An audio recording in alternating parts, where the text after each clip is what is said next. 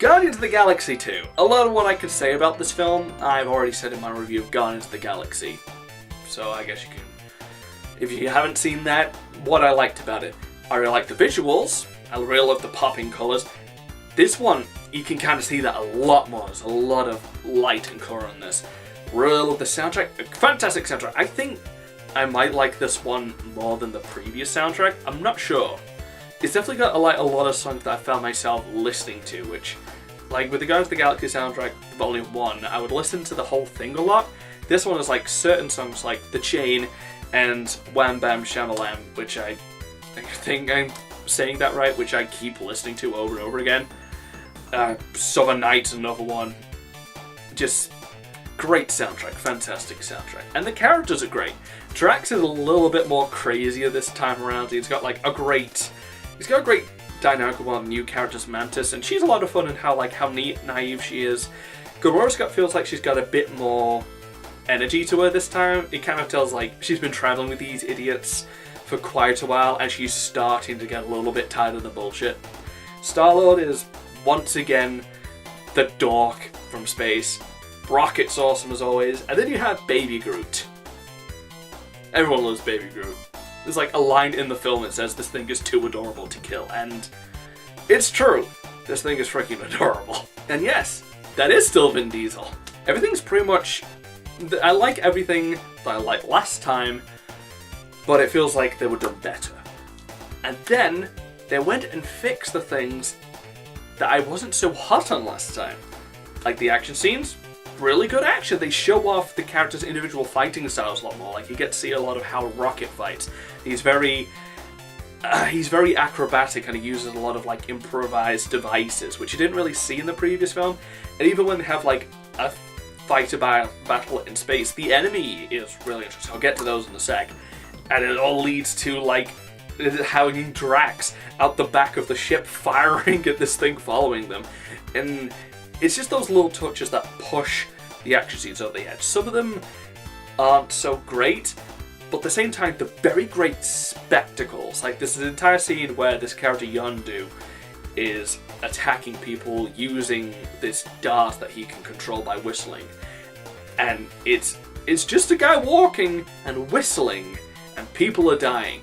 But it's like the way the lights are shown, it's just a real great thing to look at. It looks more like a music video than a fight scene. And on top of that, the villains are great this time. Like last time I said like the Kree were very boring villains. Not so much these guys. The Sovereign are just a very cool idea for this empire. They're not like an invading force. They're just a race of dicks. Like, something about them I just love. Like how everything's supposed to be like perfect and like get really offended at like the slightest like sense of disrespect. Like the reason they're coming after the heroes isn't even for anything like all that major. It's just that like they don't like any sort of disrespect. And I love the fact that like they don't pilot their own ship. They're like a video game, and when the person's like ship dies, is like someone playing a video game. They're like throwing a tantrum. It's just really funny. It's just a great concept for an empire of douchebags. And you also got other great characters as well. Like you have a member of Yondu's team who a lot of jokes are made about his name, and yeah, it's kind of funny. Also, you got Star-Lord's dad in this, Ego, the living planet.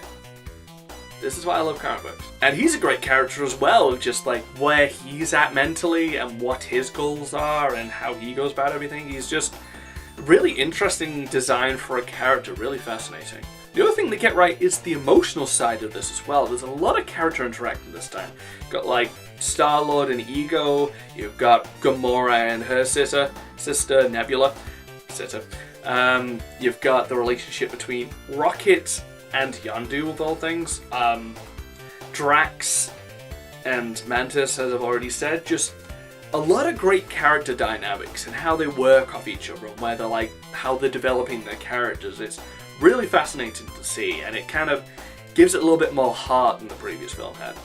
But then a lot of the films have, really. Like when you have a team of this size, you have to have them interact and have them play off each other that's how you make a good team. It's not just like a bunch of people who know each other. That's like why like the best scenes in any of these team things is when they're just interacting, like the bar and Suicide Squad, or the campfire scene in Power Rangers, or that other campfire scene in Ninja Turtles. Just having the characters be the characters and interacting and working off each other does wonders to help build that dynamic. Pretty much everything about this film is fantastic. So altogether, I love the characters, I love the music, I love the visuals, I love the action scenes, I love the emotional side, and I love the villains. So it's a 10 out of 10 for me, though if you're looking at the actual score, you'd see that this should technically be 11 out of 10, but I don't score films that way. 10 out of 10, I can't think of anything I don't like about it, and everything I can think about this film is really well done. I wouldn't say it's like one of my favourite films for some reason. It's just a really competent film. And it's definitely like worse films that I have like more affection for some reason. Honestly, my biggest hope is that I can get together with Chris at some point to talk about this film, because he's a huge fan of the first one and the comics in general, so I'd love to get his opinions on camera. That's it for me. Take care now. Bye bye then.